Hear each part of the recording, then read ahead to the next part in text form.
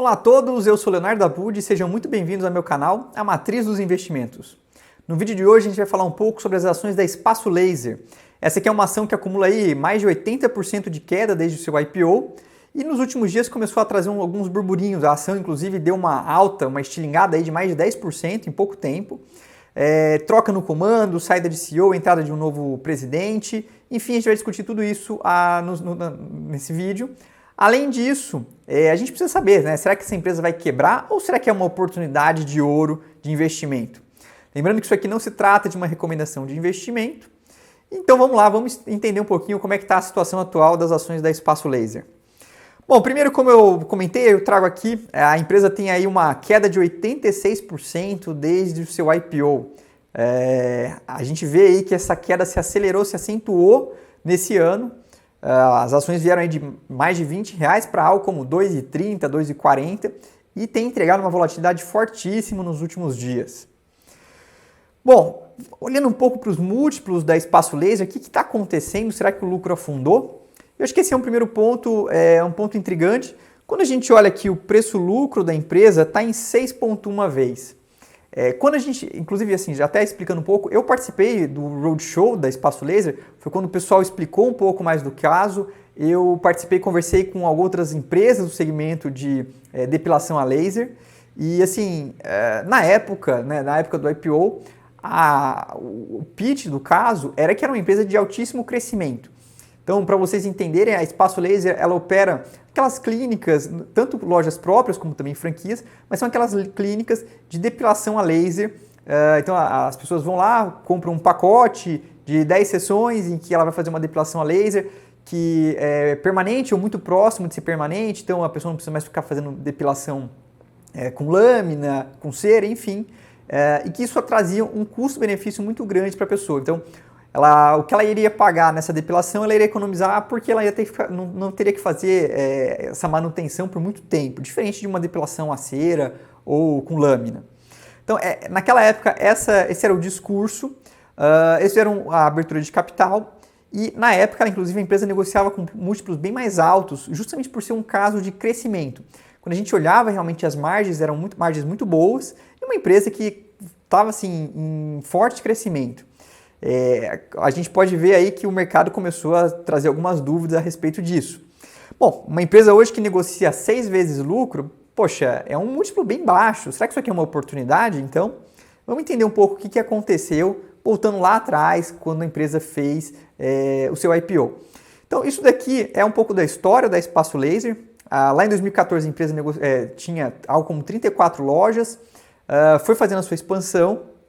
Em 2020, inclusive, a empresa já estava aí com 572 lojas e em 2021 ela vai buscar fazer a abertura do seu capital.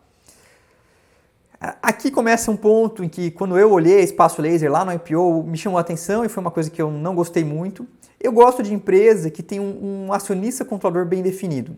A Espaço Laser ela não tinha, então desde lá do começo a gente pode ver aqui que a gente tinha um fundo com 33%, alguns sócios fundadores ali, o Igor e o Paulo, com mais ou menos 50%. A oferta do IPO ia ser uma parte primária e uma parte secundária. Só para vocês entenderem, uma oferta primária é quando o dinheiro vai para a empresa para ela se capitalizar e fazer investimentos. Uma oferta secundária é quando um dos acionistas ele vende a sua participação. Então aqui teve um pouco dos dois e a composição acionária após a oferta, a gente vê aqui, 53% das ações iam ficar com outros, ou seja, ia ficar no free float. Então, quer dizer, ela não ia ter um acionista controlador bem definido. Eu não gosto muito de empresa desse tipo, eu acho que você ter um dono bem alinhado traz muita diferença, faz muita diferença, principalmente assim com uma visão mais de longo prazo. Isso, inclusive, foi um dos pontos aí que me chamou a atenção quando eu olhei o IPO dessa empresa e fez com que eu ficasse de fora, né? Quando eu era o gestor lá do fundo do Setfia, olhei essa ação. Em geral, eu não gosto muito de entrar em IPO. Assim, essa daqui, inclusive, foi uma que me deixou bem chateado mesmo. Bom, além disso, um outro ponto que me chamou a atenção na época, que, poxa, aqui foi realmente um deal breaker, né? Foi uma coisa que me afastou muito da ação. quando uma empresa ela vai fazer IPO, existe o chamado use of proceeds, ou a destinação, o que ela vai fazer com aquele capital. Então, quando ela faz uma oferta primária, em que o dinheiro vai para a empresa, ela tem que avisar para o mercado, olha, eu vou pegar esse dinheiro, eu vou usar para bater dívida, eu vou usar para construir novas lojas, enfim, ela precisa explicar a destinação dos recursos. E uma parte da destinação desses recursos era para fazer aquisição de empresas que estavam na mão de franqueados. Então a empresa ela tem tanto loja própria como loja de franqueado. Ela tinha uma lista de empresas que estavam na mão de franqueados, ela queria usar o dinheiro para comprar a participação desses franqueados. O detalhe é que existem muitas relações com partes relacionadas. Parte relacionada é quando você tem uma transação entre a empresa e alguém do bloco controlador, do bloco dos acionistas dessa empresa ou familiar dessa empresa. Então a gente vê, por exemplo, que a gente tinha aqui nome da parte relacionada, então as pessoas com algum tipo de relação, ou seja, o dinheiro, uma parte do dinheiro que estava sendo levantado ia ser usado para comprar as lojas de pessoas que tinham relação com os donos. Isso é uma coisa que eu não gostei muito. Não que eu acho que seja um pecado capital, fazia sentido. Então, o discurso é de que no começo da empresa, muitas das franquias que eles iam abrir, eles ofereciam para amigos, para irmãos, para parentes, e acabou que essas lojas mais antigas, mais maduras, estavam na mão de parentes, de amigos e dos próprios donos, enfim. Só que eu não gosto muito disso, porque eu não sei em que valores e quão bons são esses pontos, eles estão comprando porque é um ponto bom, ou se é porque está dando liquidez para uma parte relacionada. De novo, não é um pecado capital, mas eu não gosto muito. E aí, olhando então um pouco para o momento atual da empresa. Bom, o que acabou acontecendo? Essa empresa fez a abertura de capital, a pandemia, a gente sabe que aí nesses 2 últimos anos ela ficou nesse vai e vem, vai e vem. E obviamente as pessoas, quando as lojas estavam fechadas, as pessoas não conseguem ir fazer a sua depilação. Então a pessoa comprava o pacote, mas depois não conseguia fazer a depilação. O pacote ele leva alguns meses, né? A pessoa compra o pacote, e ao longo de alguns meses ela vai fazendo aquela depilação. Com as lojas fechadas, as pessoas não podiam ir fazer a sua depilação. Além disso, muitas vezes as pessoas gostam de fazer essa depilação quando elas vão viajar, vou para a praia, alguma coisa nesse sentido. E como estava todo mundo trancado durante a pandemia, isso acabou afetando bastante os resultados da Espaço Laser. O primeiro trimestre desse ano foi marcado pela nova variante, a Omicron, né, então 2022, e aí a gente viu uma queda significativa da margem EBITDA, saindo aí de 34% para 22%, uma queda de mais de 12 pontos percentuais na margem EBITDA. Um outro ponto também que eu não gosto é essa questão do EBITDA ajustado. Então, existe aqui uma série de ajustes que eles colocam justamente por conta de pandemia e etc. Esse resultado fica muito poluído, é uma coisa que eu também não gosto muito. E o momento atual? Bom, o primeiro trimestre, como eu comentei, ele foi marcado pela Omicron, mas a gente também tem visto uma deterioração muito forte do cenário macroeconômico no Brasil. A inflação, que vem em níveis muito altos nos últimos meses, tem corroído uma parte da renda da população. Isso aqui também eu tirei da apresentação da Espaço Laser, e como a gente pode perceber, o público-alvo dela é justamente o público B e C. É um público que ele acaba sendo mais impactado pela pandemia, pelo cenário macroeconômico, e justamente é o público que a Espaço Laser tem atuado. Um outro ponto também que me chama um pouco a atenção é com relação à concorrência.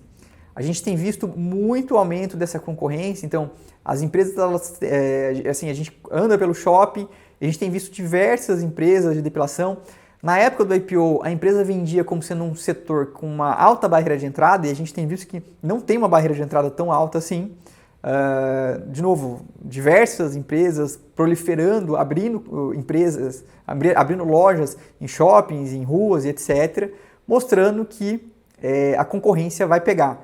E essa concorrência já está pegando, e essa concorrência está derrubando os preços. A gente tem visto descontos muito agressivos nesses pacotes. Isso aí impacta de novo também a empresa. Bom, recentemente a empresa anunciou a troca do seu CEO, então sai um dos sócios fundadores da empresa, o senhor Paulo de Moraes, e entra o senhor Paulo Sérgio de Camargo. O Paulo Sérgio de Camargo ele vem da Arcos Dourados, que Arcos Dourados é a empresa que opera as franquias do McDonald's. Então, é uma pessoa que tem um histórico no segmento de franquias. Eu acho isso muito bom, isso traz um profissionalismo a mais para a empresa, mas mostra um pouco o momento conturbado que a Espaço Laser se encontra. A gente pôde perceber, inclusive, que depois que teve o anúncio da troca de comando, as ações tiveram uma alta expressiva na sessão logo depois disso. Um outro ponto que chama um pouco a atenção, houve algumas notícias a respeito de que a Espaço Laser poderia recomprar a dívida para evitar descumprimento de obrigações. O que acontece? Quando uma empresa emite debêntures, muitas vezes essas debêntures vêm com cláusulas restritivas, as chamadas covenants. Nessas cláusulas restritivas, a empresa ela tem que cumprir alguns indicadores. Caso ela descumpra, ela sofre alguma penalidade. Por exemplo, ela pode ativar algum gatilho em que a empresa é obrigada a pré-pagar aquela dívida ou alguma coisa nesse sentido. E no caso da Espaço Laser, a debênture que ela tem emitida, né, ela tem uma covenant de limitação de dívida líquida sobre o seu EBITDA, um múltiplo de dívida líquida sobre o EBITDA. O que eu acho muito negativo é que até o momento ela não está descumprindo essa covenant, mas se ela já está discutindo isso, é que provavelmente ela está esperando um segundo e um terceiro trimestre bem ruins, já que ela está com essa preocupação de descumprimento de cláusulas de covenant. Então, para mim, isso aqui foi uma sinalização, óbvio, isso aqui não é nada oficial, isso aqui foi um pouco de notícia, de boatos, mas eu entendo como sendo uma notícia um bocado negativa, uma sinalização um bocado negativa para os resultados dos 2 próximos trimestres. Bom, para essa empresa, então, é isso. De novo, eu acho que a empresa está passando por um momento bem complicado, mas desde o IPO não era uma empresa assim. Eu olhei essa empresa lá no IPO, não foi uma empresa que me brilhou os olhos. Para mim, muitos problemas na parte de governança, assim, de o que ia ser usado o dinheiro. Além disso, também não vinha num valuation muito interessante. A empresa caiu bastante, agora está num valuation bem mais interessante, mas ainda assim num cenário macro muito desafiador, e não só no cenário macro desafiador, mas num cenário micro, em uma concorrência bem acirrada com outras empresas do segmento. Espero que tenham gostado. Lembrando, se inscrevam, deixem seu like, me ajuda demais, acreditem. Os comentários também, eu gosto bastante de ler os comentários, de ver, poxa, gosto dessa empresa, não gosto dessa empresa, tenho essa empresa, queria escutar um pouco sobre outras empresas. Ajuda muito para que eu consiga trazer cada vez mais conteúdo de qualidade para vocês. Espero que tenham gostado do vídeo e a gente se vê no próximo. Tchau, tchau!